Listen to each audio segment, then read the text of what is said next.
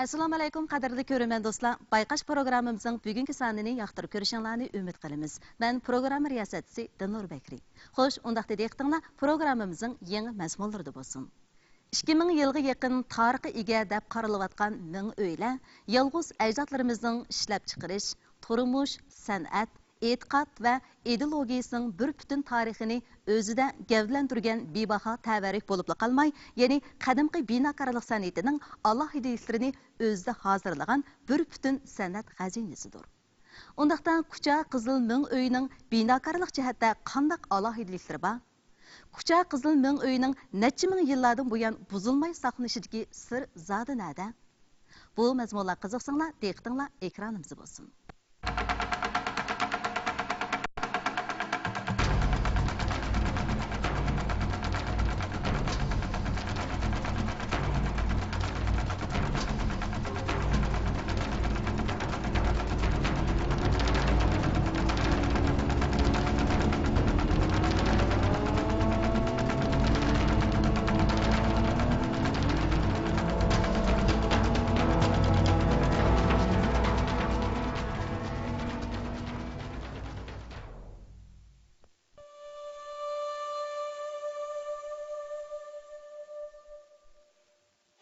Kucha Qizil Ming uyi Budda dinining sharqi tarqalishidagi muhim tuguniga joylashgan bo'lib, Bay noyisining Qizil yesining 7 kilometr janubidagi O'gan daryosining shimoliy qirg'og'idagi Tih qiyoliqqa joylashgan.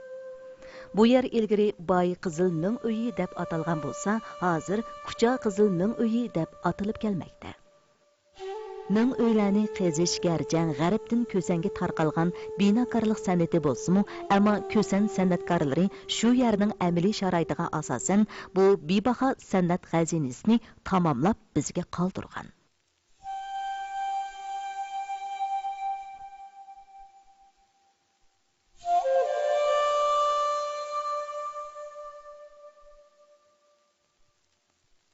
Kuchadagi Qizil Ming uyining binokorlik jihatdagi o'zgarchiligi kishini to'limi jalb qildi.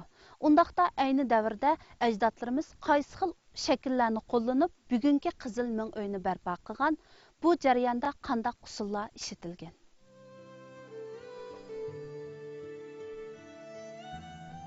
Kucha Qizil Ming uyidagi g'arlar qurilish va ishiltish alohidligiga asosan o'xshamagan turlarga bo'linadi. G'arlarning shakli har xil. Qizil Ming uyda markaziy to'vriklik g'ar, vihara g'ari, cho'ng haykallik g'ar, to'rt chasi g'ar qatorliqlar bir qadar ko'p uchraydi. Ko'rayotgan g'arlarningki hammasi ustingi qismda qizib, tadrijiy holda ostga qarab qazilgan. Bu har qanday endi shunday qazildi. Har qanday g'arlar. Bu ostini qazsak, usti ko'mirilish hodisi bo'ldi. Mana bu g'arlarning qazilib bo'lgandan keyin mana shu o'ng so'l udul tomlari kakilxan, mana shu siliq suvoq, qarchaplar qilib siriq suvoq andan keyin haqlaymiz deb. Undan boshqa eng muhimi biz kirgan g'arning ostiga qazilib bo'lgandan keyin nihoyat qalin 7-8 santimetrdagi kakillay yotqizildi. Mush bug'doy samini aralashtirgan kakillay. Uning ustiga 2 santimetr qalinlikdagi gejtaxtay yotqizilgan. Qizil Ming uyini qazishda g'arlar bo'sh kelgan yor yuzidan qazilgan. Ular ayni davrda g'arlarni qazishda shu joyning jo'grafiyalik sharoiti va tuproqning tarkibini tekshirib, o'xshashmaydigan tipdagi g'arlarni barpo qilib, budda dindor epiriladigan murosim faoliyatlarning ehtiyojiga moslashtirgan.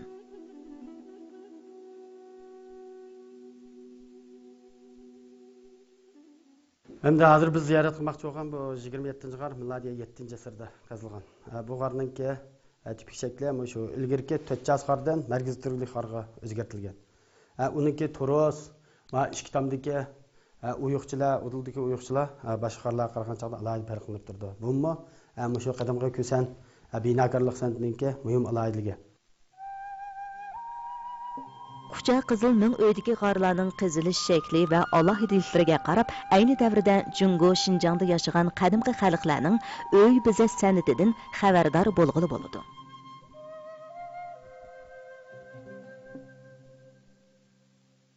G'arlarningki eng shu binokorlik uslubidagi alohidalik faqat shu g'arlarningki turus qismi ikki yon tarafida uchraydi. Undan boshqa yana biz shu asosiy xonasi, ya'ni dahliz qismetining turist qismiga shu tog' jinnislardan uyab biz hozir uy solgandek shu yog'ochlarni chiqargan. Bu Qizilmo'yning 99 g'arda o'z ifodasini topgan. G'arbiy yurtniki binokorlik sentini, arxitektor, uni bizish sentini tadqiq qilishda Mo'ng'oy kam bo'lib bo'lmaydigan bir qomus xarakterlik bebaho bir san'at xazinasi bo'lib hisoblanadi.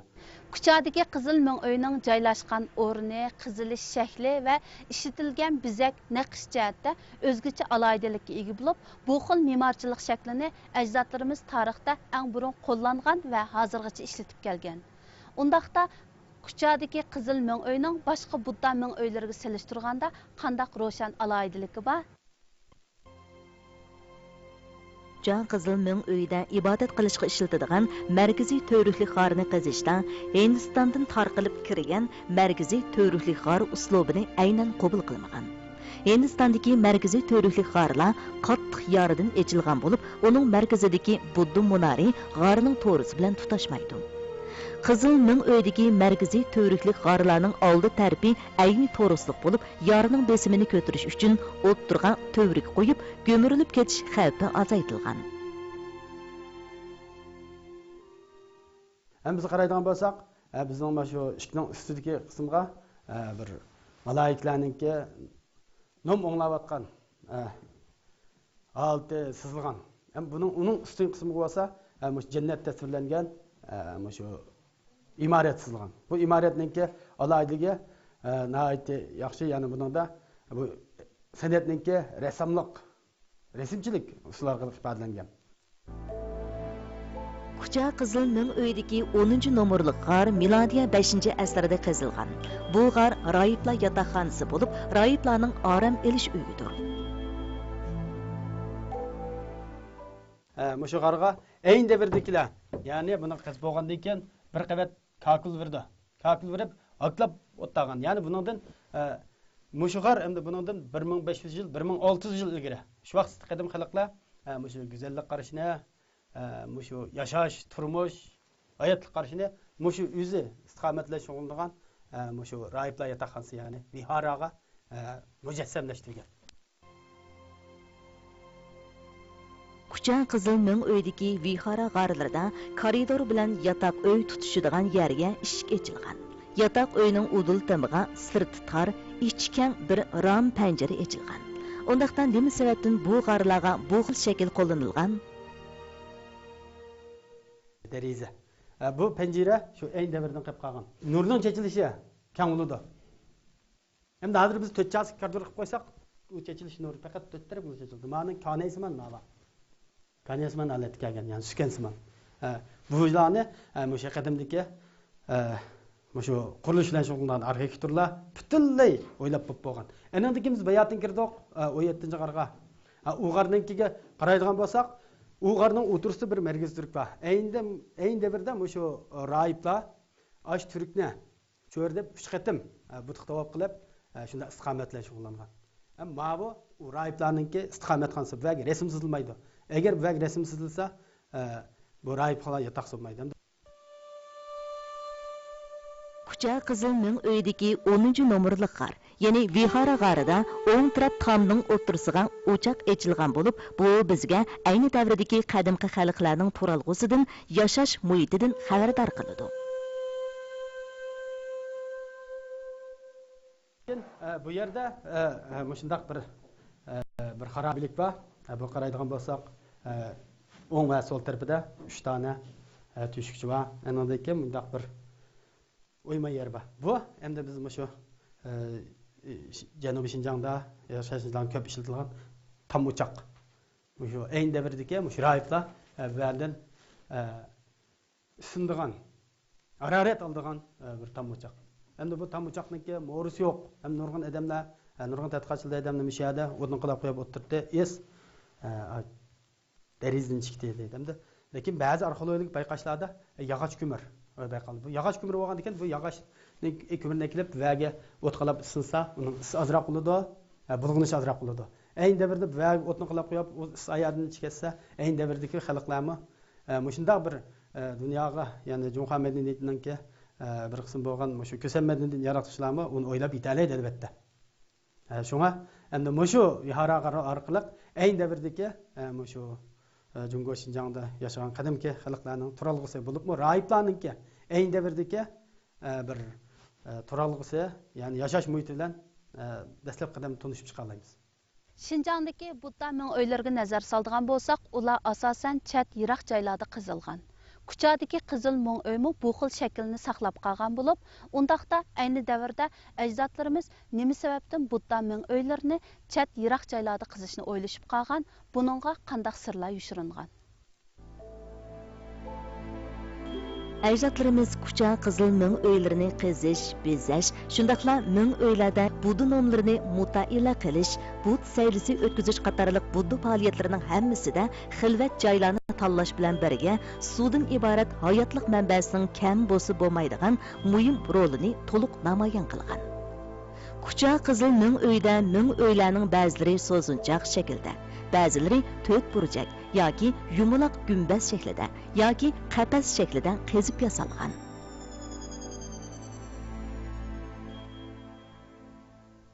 Ammo shu ko'san ming uylari, shu ishkirdagi nurg'un ming uylar, shunda egim durust qildi degan chaqda eng chaqdagi arxitekturlar bu qarninki uzun muddat saqlanish uchun, ya'ni shu kuchninki tarqalish qonuniyatiga asosan g'arni egim durustlik qilib, g'arninki tiresh kuchini ikki tomga tushirgan.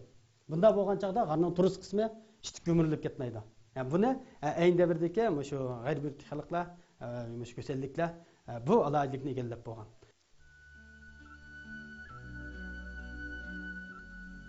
Ajdodlarimizning bu xil shakldagi ming uylarni ro'yobga chiqarishni hargizmi tasodifiylik degili bo'lmaydi.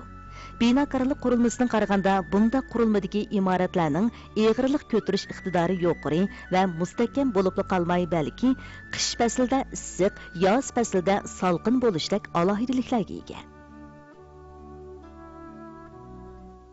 Ma'alatni biz shu ko'san uslubidagi vihara g'ari deymiz. Bular nima ish qildi biz bu yerdan kirdik? Bir koridor orqali o'ngga yoq so'lga burilib, rahiblar istiqomat qilgan uy kirmiz dedik. Nima ishqa?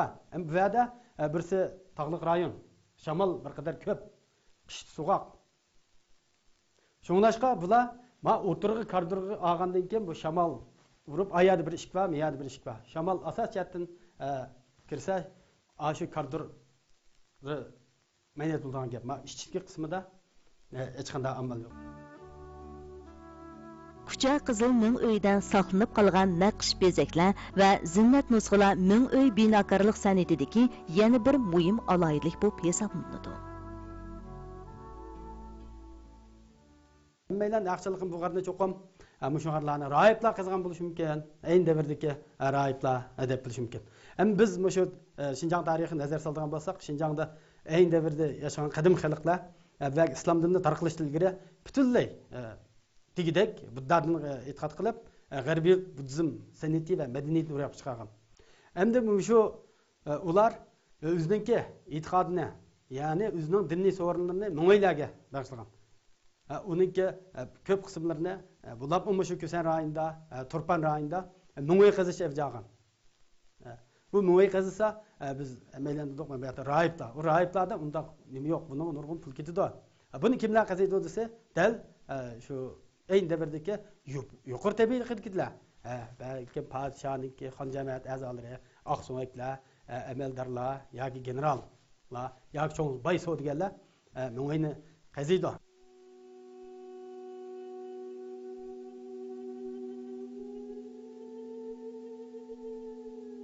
Ajdodlarimiz kucha qizil ming uyni qazishda uni Budda mazmundala bezashkila emas, balki oshu ming uylarning o'rnini, ya'ni yer tuzilishi, tuprog'i, havo kelimati, tog' jinslarining tarkibi, go'mirilib tushgan qarish turish iqtidori va shu joydagi suv manbasining joylashish ahvoli qatorliq jug'rofiylik alohidaliklar ustida bosh qotirib, ondin qurilish o'rnini bekitgan.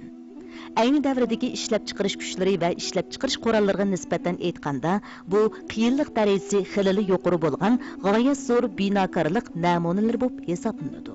Chunki buningdan bir necha ming yillar ilgirki jamiyat taraqqiyoti sharoitidan aytganda, bunda qattiq tog' jinslarini teshish, qazish va uni buddizm imorat shakliga keltirish jihatida emas, balki ig'irlik ko'tarish iqtidori, mustahkamligi qatorliq texnikalik alohidaligini bugungi kundagi binokorlik saviyasi bilan silishtirsa, kishi hayron bo'lmay qolmaydi.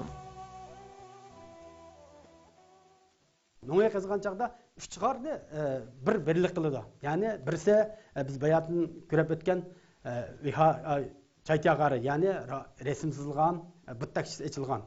Bu yerga tavab qilgan keldi. Endi yana birisi darsxona bor. U darsxonni qaziydi. Undan keyin rahiblar yotoqxonasini butunlay qazib, rasmni chizib, mushunaqlarni berib qilib bo'lgandan keyin endi bu yerda nom tafsir qiladigan, nom o'qiydigan rahiblarni shu g'arni qazgan odam ekilib, bu yerda uning qo'shiqini, kiyim kichkini shular talqib bo'ldi. Balkim o'sha qizilmoy qizilib toki xaroblash bo'lgan mezgillarda bu davri biz odatda 1000 yil davomlashgan deymiz.